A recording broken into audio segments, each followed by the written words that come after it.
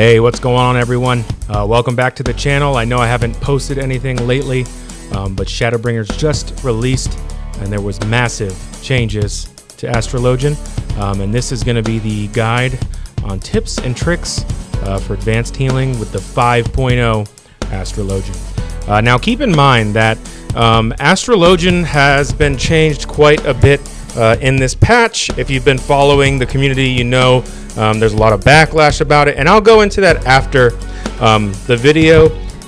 And I would seriously be willing to bet that there will be a pretty noticeable patch coming up very soon, maybe even a minor potency patch with the release of Eden. All right, so going into the fight, we're going to talk through it. We had a Lady of the Crowns already ready to go. We threw that on the Black Mage. The reason that I did that was because I was going to pop Sleeve Draw, which now allows us to redraw 3 extra times. So really what we're trying to do here is we are trying to get our Divination ready as soon as possible so that we can use Divination in the fight as many times as we can. So basically we're working up towards Divination, and I'm looking at this clip. I can tell you already I'm gonna pop it right after these mechanics right here, because it's gonna be a DPS phase. And there's Divination. So we basically used our Sleeve Draw up front, and we were able to get Divination out in less than a minute of the fight starting. So we got quite a bit of buffs out, and that's the key with this current Astrologian build, right?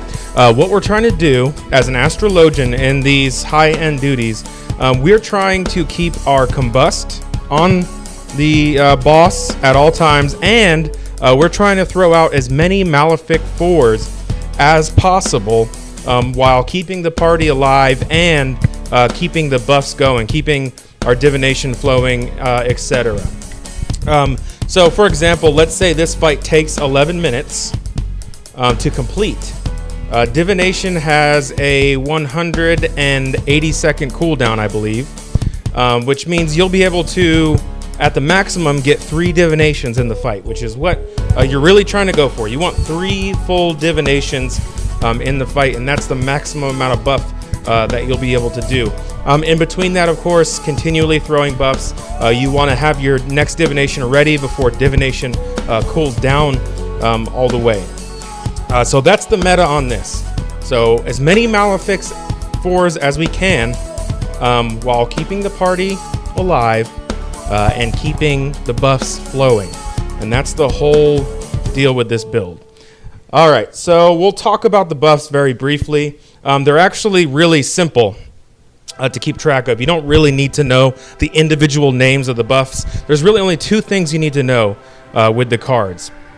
One is, does it buff a melee or range the most? And then 2, is it gonna give me a stellar alignment so that I have 3 unique symbols in order to get the maximum amount of damage for my Divination? That's really all you need to know on the cards. And if you pay attention to the cards, on the side, it either has a circle or a plus sign. The circle means ranged, and the plus sign means melee. And then you can also see whether it's a moon, star, or sun on the card before you play it. And it's that simple. Eventually, you'll know. You'll be able to associate it. But really, as long as you just watch your Arcania meter, you'll know what cards to play. So as far as Horoscope, this is a new ability that gives a buff that can do an additional healing. There's 2 ways to use it. One you'll see here, to increase an AoE. If you pop it prior to, and then you do your Helios or expected Helios, and then pop it after, it's going to greatly boost the amount of healing that you're going to do there. Another way to play Horoscope is, it's a global heal. So let's say you put the buff on your party, you throw out a Helios, it's now increased that buff amount. And let's say you're not near a party member and they're pretty low on HP, you can pop it again. It'll give them a nice little boost. All right, here we're going to look at Neutral Sect. Going to pop Neutral Sect. It's going to increase our healing. and no matter what sect you're in, it's going to give a shield and a regen effect on your expected spells. So I like to use there so that we can just DPS through that phase, and you know without a doubt that your party is going to survive that. So here we're going to look at a couple of ways, inventive ways you can use Earthly Star. One way that I've been using it here is I'll actually use it to top the party off after this mechanic. I'll put it down where I suspect the party's going to be, and instead of individually healing, I can theoretically keep the DPS up if it was less sloppy. But go ahead and keep DPSing. Also here, please. Okay, there it is. Yeah, light speed so that we can keep DPSing. Use light speed a lot. Use lucid dreaming a lot. And then in this clip, we'll see another place where I'm going to use Earthly Star. And here, what I'm going to use it for is to top the group off before a DOE split marker. So, the group's kind of hurt. We have to soak damage. Granted, the Scholar just popped, a massive heal. But I also threw down an Earthly Star and busted it real quick, topped the whole party off. So you don't have to worry about deaths there.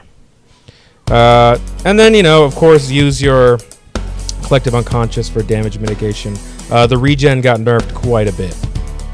All right, here is going to be an example of Diurnal Intersection. There it is, popped it on the tank.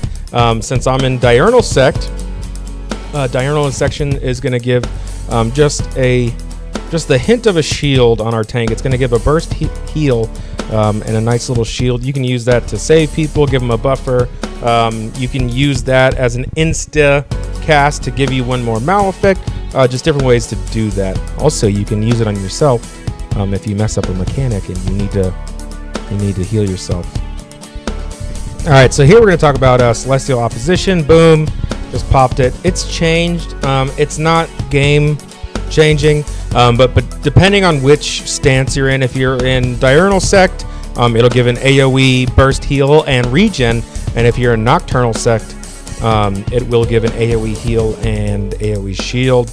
It's not going to make or break your healing build, but all these little things that they added can potentially mean the difference between life and death for your party. Astrologian, it's just not in a great spot right now. It's still my favorite job. I love it. I think it's really cool. These two trials, the two extreme trials, they're easy. They're really easy. I think once Eden Savage comes out, if we don't get a buff before that, it's really going to show because the math is just not looking good for Astrologians right now. On top of that, the 15-second damage buff is a joke. 8%, 6% single target, and then 6% AoE. It's just really sad what they've done. I expect to change pretty soon. That in a nutshell is going to be it. Changes coming soon. Please leave any questions in the comments below.